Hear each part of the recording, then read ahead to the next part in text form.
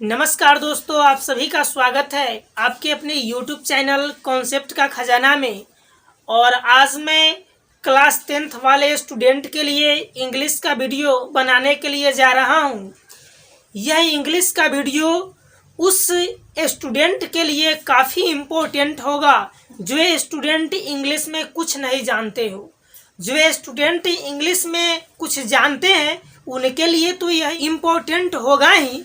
इसके अलावे कि अगर आप कुछ नहीं जानते हैं अभी तक इंग्लिश में, तो यकीन कीजिए इस वीडियो को देख करके आप अच्छा नंबर को ला सकते हैं। आपको हम बता दें कि बहुत सारे स्टूडेंट का कमेंट होता है कि सर अगर इंग्लिश में मैं फेल हो जाऊं तो क्या मैं फेल हो जाऊंगा?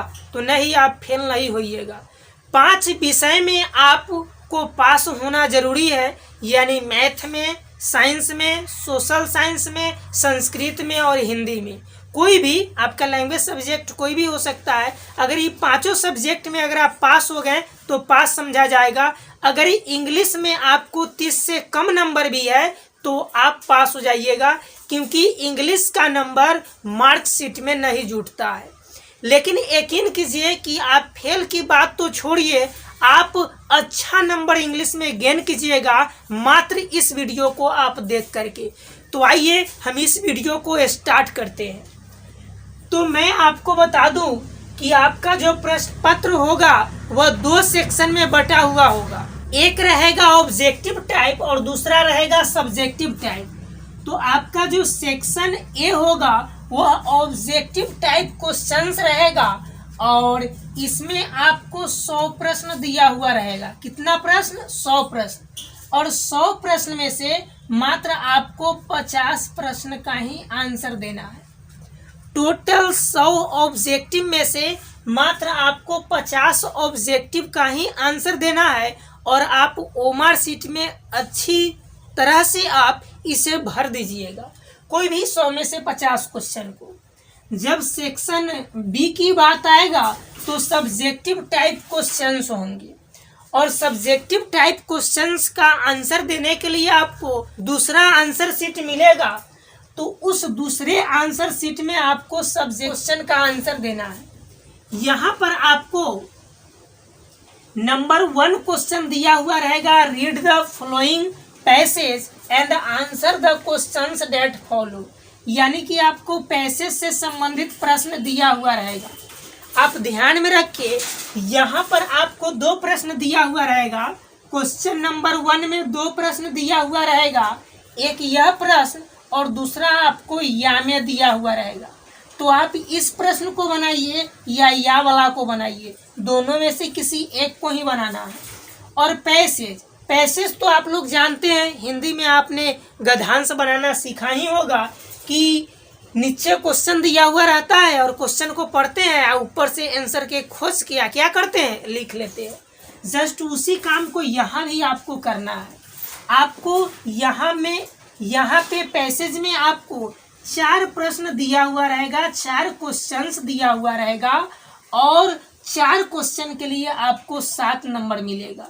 जो पहला प्रश्न होगा आपका पहला क्वेश्चन होगा वह आपका होगा 1 नंबर का। बाकी बात जो 3 क्वेश्चन बच जाते हैं वह 2-2 नंबर का रहेगा। तो आप इन चारों क्वेश्चन का आंसर किस प्रकार से दीजिएगा उसको ध्यान में रखिएगा। सबसे पहले आप क्वेश्चन को बढ़िया से पढ़ लीजिएगा और ऊपर पैसेज दिया हुआ रहेगा, उस पैसेज में से क्वेश्चन का आंसर को ढूंढ करके आपको लिख देना है। अगर प्रश्न 1 नंबर वाला रहेगा तो आपको मात्र 1 ही सेंटेंस लिखना पड़ेगा, 1 नंबर के रहेगा। तो आपको अगर 2 नंबर का क्वेश्चन रहेगा तो आपको लिखना है 1 से, कभी कभी 1 सेंटेंस भी लिखना होता है, कभी कभी 2 सेंटेंस भी लिखना होता है। तो आप देख लीजिएगा, क्वेश्चन को पढ़िएगा और पैसेज को देखिएगा तो आपको समझ में आ जाएगा कि आपको 1 लाइन लिखना होगा, यानी 1 सेंटेंस लिखना होगा कि 2 सेंटेंस लिखना होगा। तो आप चारों प्रश्न को अच्छा तरह से पैसेज को पढ़ के और आंसर को आपको देना है। आपको क्वेश्चन नंबर दूसरा में रहेगा, read the following passage and answer the questions that follow. यहाँ भी आपका क्वेश्चन नंबर 2 पैसेज से ही रहेगा और यहाँ भी आपको या में प्रश्न दिया हुआ रहेगा। तो आप या वाला को बनाइए या फिर इसको बनाइए, दोनों में से किसी एक को बनाना है। यहाँ भी वही तरीका है, 4 प्रश्न दिया जाएगा, आपको चारों का आंसर देना है। उसके लिए आपको मिलेगा 7 नंबर। कितना नंबर? 7 नंबर। तो क्वेश्चन को यहाँ भी आप पढ़िएगा और ऊपर दिए गए पैसेज में से आपको आंसर को ढूंढ करके और क्या कर देना है, लिख देना है। चलिए नेक्स्ट है आपका तीसरा, read the poem carefully and answer the questions that follow. यहाँ पर आपको पोएम से संबंधित 3 प्रश्न दिए जाएंगे। प्रत्येक प्रश्न आपका 2-2 नंबर का होगा और आपको मिलेगा इन तीनों प्रश्न का आंसर देने के लिए 6 नंबर। तो आप ध्यान दीजिएगा, आपको करना क्या है यहाँ पर कि 3 क्वेश्चन दिया हुआ रहेगा और ऊपर पोएम दिया हुआ रहेगा। तो आपको जब पोएम समझ में नहीं आता है, पोएम का हिंदी समझ में नहीं आता है, तो आप क्या काम कीजिएगा कि क्वेश्चन को पढ़िएगा और ऊपर से ही पोएम में जो दिया हुआ रहेगा वहीं से आप आंसर को ढूंढ करके और क्वेश्चन का आंसर लिख दीजिएगा, आपका काम कंप्लीट हो जाएगा। नंबर 4 है आपका answer any 5 of the following questions. यहाँ पर आपसे शॉर्ट आंसर टाइप प्रश्न पूछा जाएगा और आपको 10 प्रश्न दिए जाएंगे। कितने प्रश्न? 10 प्रश्न, और उसमें से आपको 5 ही क्वेश्चन का आंसर देना है। 10 में से आपको 5 का ही देना है। प्रत्येक क्वेश्चन 2-2 नंबर का होता है, आपको मिलेगा 10 नंबर। कितना नंबर? 10 नंबर। तो मैं आपको बता दूं कि शॉर्ट आंसर टाइप क्वेश्चन को लिखने के लिए आपको करना क्या है।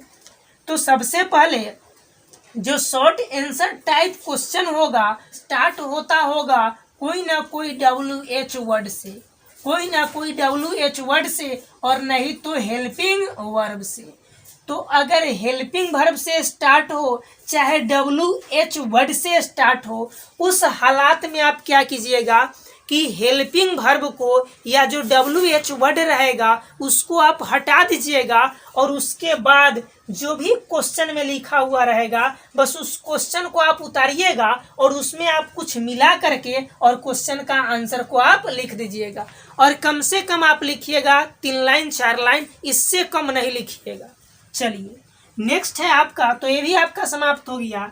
नेक्स्ट है आपका क्वेश्चन नंबर 5 और इसमें दिया हुआ रहेगा आपको एस्से यानी कि पैराग्राफ, और इसमें आपको 5 गो क्वेश्चन दिया हुआ रहेगा, 5 एस्से दिया हुआ रहेगा और किसी एक को बनाना है और आपको मिलेगा 5 मार्क्स।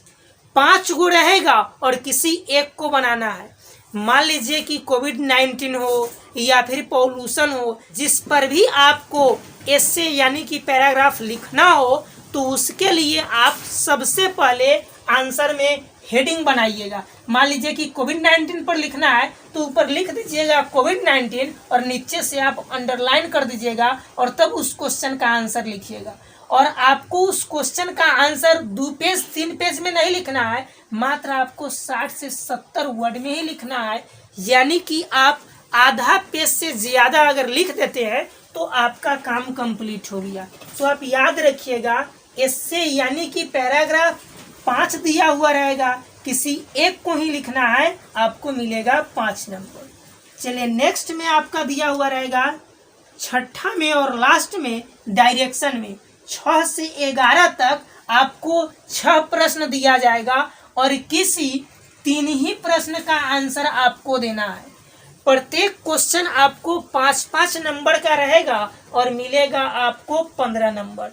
तो याद रखिएगा, आप 6 गो प्रश्न में से आप किसी 3 प्रश्न का ही आंसर दीजिएगा और जो 6 प्रश्न है वह आपका रहेगा नोटिस से, रिपोर्ट से, एप्लीकेशन से, लेटर से, स्पीच से और मैसेज से। आपको 6 प्रश्न इस 6 टॉपिक से दिया जाता है और किसी 3 प्रश्न को आपको आंसर देना है। तो इस क्वेश्चन का आंसर देने के लिए आप 2021 के क्वेश्चन बैंक को जरा आप एक बार देख लीजिएगा। एक बार जब आप क्वेश्चन बैंक को देखिएगा तो वहाँ पर आपको पता चल जाएगा कि किस प्रकार से एप्लीकेशन लिखना है, किस प्रकार से लेटर लिखना है, किस प्रकार से रिपोर्ट लिखना है। इसकी जानकारी आपको वहाँ पर मिल जाएगी। इसके लिए आपको कोई भी दूसरा वीडियो देखने का ज़रूरत नहीं पड़ेगा और आप टाइम को बर्बाद ना करें इंग्लिश के चक्कर में। आप जाकर के हिंदी और संस्कृत का अच्छी तरह से प्रिपरेशन आप कीजिए और इंग्लिश के लिए मात्र यह वीडियो को आप देख लीजिए और हमने जितना आपको बताया है बस उतना आप काम कर लीजिए। सिर्फ इस बात का आप ध्यान रखिएगा कि जब भी क्वेश्चन का आंसर लिखना स्टार्ट करें तो उसका पहला लेटर आप स्मॉल नहीं लिखिएगा, पहला लेटर कैपिटल लिखिएगा और आंसर में आप फुल स्टॉप का प्रयोग कीजिएगा, क्वेश्चन मार्क का प्रयोग नहीं कीजिएगा। क्योंकि हमने स्टूडेंट को देखा है कि आंसर में ही क्वेश्चन मार्क का प्रयोग कर देते हैं और WH वर्ड से ही स्टार्ट कर देते हैं, कभी कभी स्टार्ट कर देते हैं स्मॉल लेटर से सेंटेंस को, तो इसे में आपको नंबर नहीं मिलेगा। एग्जामिनर को लगना चाहिए कि स्टूडेंट ने यह जो लिखा है प्रश्न वह सही ही लिखा है, तो उसको चौंकाने के लिए आप इस प्रकार के रणनीति को अपनाइएगा।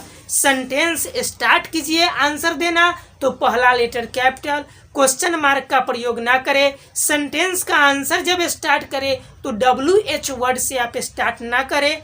अगर इस प्रकार से प्रश्न को आप लिखते हैं और जितना वहाँ पर बोलता है क्वेश्चन में आपको उतना में आप आंसर अगर देते हैं तो आपको यकीन मानिए एग्जाम में आपका इंग्लिश पेपर में बहुत ही अच्छा नंबर आने वाला है। तो आइए, अभी तक हमारे चैनल को आप सब्सक्राइब नहीं किए हैं तो हमारे चैनल को सब्सक्राइब कर दीजिए और यह वीडियो आपको कैसा लगा यह कमेंट में आप कमेंट कीजिए और सभी दोस्तों के पास इस वीडियो को आप निश्चित रूप से शेयर कीजिए। आइए फिर मिलते हैं हम लोग नेक्स्ट वीडियो में।